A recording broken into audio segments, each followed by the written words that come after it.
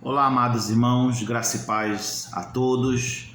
Meu nome é Daniel Leite Monteiro e eu estou aqui criando esse vídeo inaugural do nosso canal.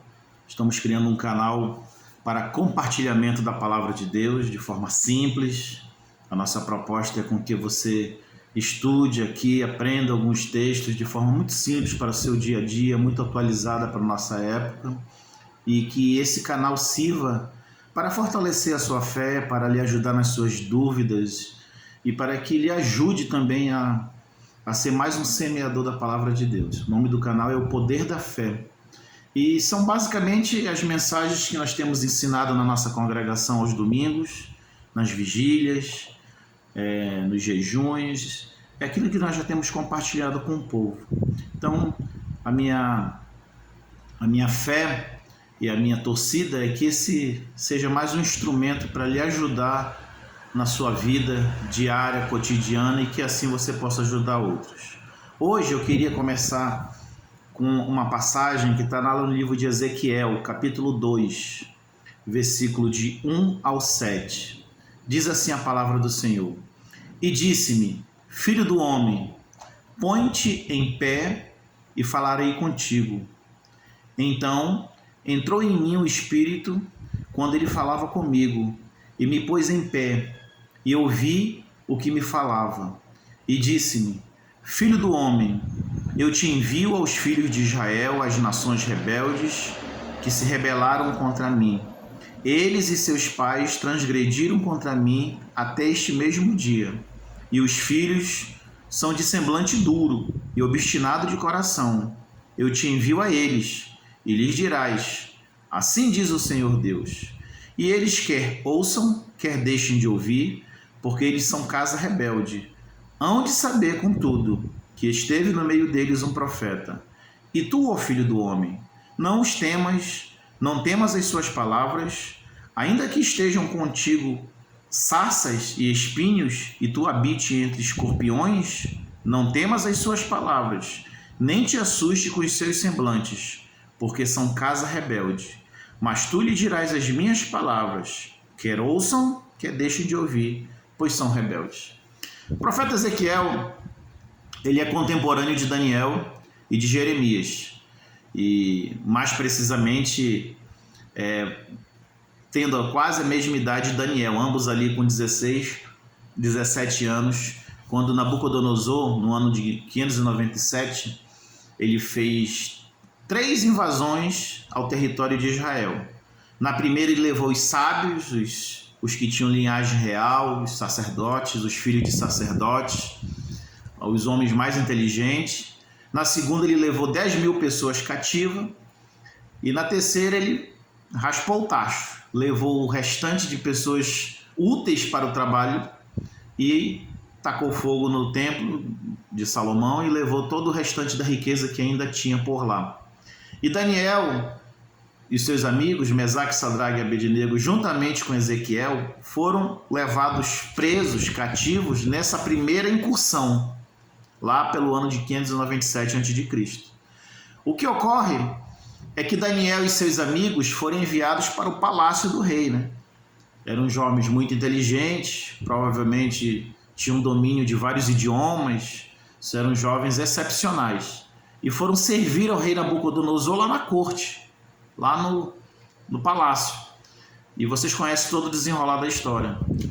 E Ezequiel, que também tinha sangue sacerdotal, pertencia a uma linhagem mais destacada na sociedade hebraica, ele, ao contrário de Daniel, foi levado para os campos de trabalho forçado, né? Ele foi trabalhar na produção de tijolos. Então, o Império Romano foi o primeiro grande império da terra da época, comandou praticamente o mundo conhecido ali naquela área da Mesopotâmia, do Oriente Médio. E Ezequiel foi trabalhar justamente fazendo tijolos. E aqui nessa passagem que nós lemos, nós temos um jovem agora com 30 anos, 13 anos havia se passado da invasão, esse cativeiro demorou 70 anos, e agora Ezequiel estava com 30 anos, Um jovem que era filho de um sacerdote Buzi, que tinha nascido para ser sacerdote, tinha se preparado para ser sacerdote, tinha provavelmente decorado tudo que existia de Bíblia no momento, né, que era o Antigo Testamento, provavelmente até o livro de Deuteronômio, Jó e a boa parte de Salmos e Provérbios já tinha sido compilado. Mas em vez de estar vivendo aquilo que foi o sonho de seu pai, aquilo pelo qual ele foi preparado, ele estava produzindo tijolos. E aqui nesse texto ele está com 30 anos, provavelmente vivendo um período de muita tristeza, um período de muita crise existencial, sem saber para onde ir, nasce debaixo de promessas, é criado debaixo de expectativa, mas a realidade é que ele realmente não está vivendo nada daquilo pelo qual pelo menos os seus pais ou ele planejaram para a própria vida. E aqui Deus, ele chama Ezequiel para o ministério, e o chamado dele é muito curioso, porque Ezequiel é um dos grandes profetas da Bíblia, e ele tem uma peculiaridade. Deus chama ele de filho do homem. Em todo o livro de Ezequiel, pelo menos 92, 93 vezes Deus usa esse termo, filho do homem. E Deus inicia o chamado justamente falando isso. Filho do homem, põe-te em pé e falarei contigo. Aqui mostra como que Deus ele trata com a gente, né? Ele chama Ezequiel de filho do homem para lembrar que ele entende a humanidade de Ezequiel, ele entende as suas tristezas, ele entende as suas lutas, as suas dificuldades, as suas crises. Ele compreende o que aconteceu na vida de Ezequiel, afinal de contas, nasceu livre e hoje já estava com 30 anos, né, em cativeiro. Ele provavelmente se compadece dele, provavelmente não, certamente Deus se compadece do ser humano e ele sente a nossa dor. Mas Deus ele não mima ninguém. Deus ele não tem uma forma humana de tratar os filhos. Muitas vezes o papai e a mamãe acabam mimando o filho, querendo proteger, acabam criando homens e mulheres de muito mimo, de muitos caprichos, né? Deus aqui ele lembra Ezequiel: olha, filho do homem, eu te entendo, eu compreendo o que você passou, eu compreendo a tua frustração, eu entendo a tua dor, eu entendo as frustrações que você passou, você é homem, elas existem, elas são inerentes ao ser humano caído, elas são inerentes a essa vida que você está vivendo. Eu tenho compaixão de ti, mas a minha forma de te levantar, de dar um novo capítulo para a tua vida, para a tua história, de virar a página de tudo isso que você está passando, é dizendo para ti: levanta-te e põe de pé. Então, Deus, ao mesmo tempo em que Ele admite entender-nos, e Ele é Pai, admite nos compreender, ao mesmo tempo a ordem para Ele é: levanta-te e põe de pé. Deus ele não massageia o ego de ninguém. Deus ele não autocomisera ninguém. Ele não autocomisera os seus filhos. Quando é para tratar, ele entende, mas a ordem dele é: levanta-te, fica de pé, caminha, ergue a cabeça, porque o meu Espírito Santo vai entrar em ti para mudar a tua história. Um dos grandes problemas nossos como pessoas é quando nós, diante daquilo que fizeram com a gente, das traições, das problemáticas familiares, das diversas mazelas que afetam as pessoas, é quando nós ficamos nos auto-martirizando.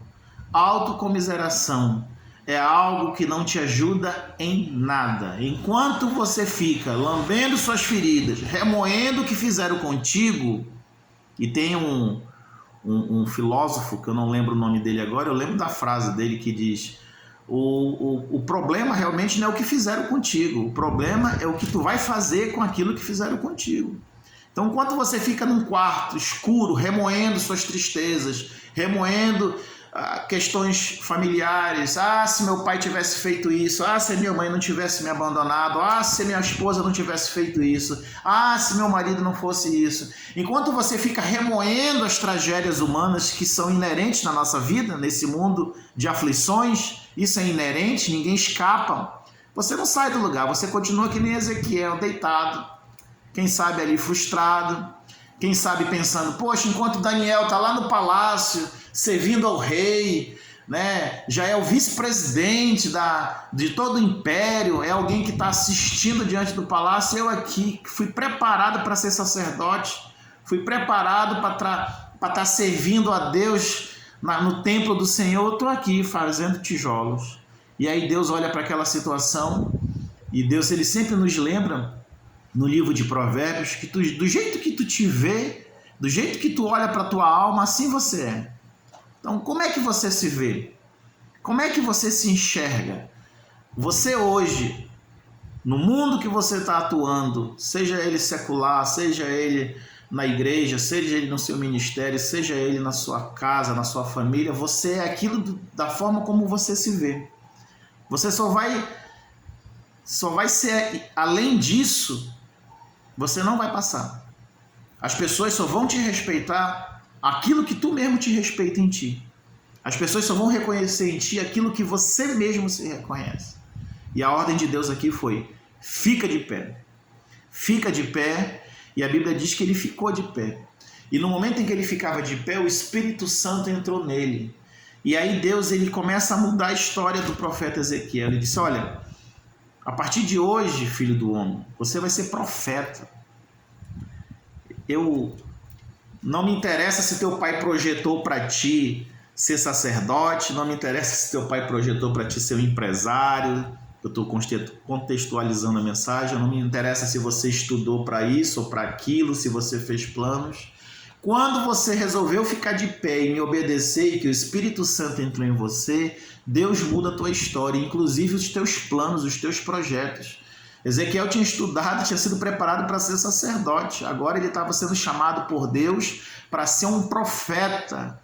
E vocês são conhecedores da palavra de Deus, um dos maiores profetas que já existiu na Bíblia, um dos homens que mais teve visões espirituais, que teve visões de seres espirituais que nenhum outro teve. Ele está equiparado, Ezequiel está equiparado ministerialmente e a nível de unção a Daniel, a João, que escreveu o Apocalipse, a próprio Moisés, a Zacarias, a Joel. Então, ele se levanta, ele ouve a voz de Deus, entendeu? É a forma como Deus nos cura, como Deus nos trata. Te levanta e segue. Me lembra muito aquela passagem de Moisés, quando ele estava marchando com o povo, e aí o limite era o Mar Vermelho, e o povo ficou murmurando, dizendo: não tinha sepultura lá no Egito, por que você nos trouxe para morrer aqui? Era pouco o que acontecia com a gente lá, e agora você nos traz para morrer no deserto. E aí Moisés, ele vai a Deus orando desse jeito, ele é forçado a ir murmurar diante de Deus, e Deus: Moisés, você está falando o quê, Moisés? Diga ao povo que marche, diga ao povo que se levante, diga ao povo que vá adiante. E no momento em que o povo se levantou, no momento que o povo marchou, seguiu a ordem de Deus, o mar se abriu.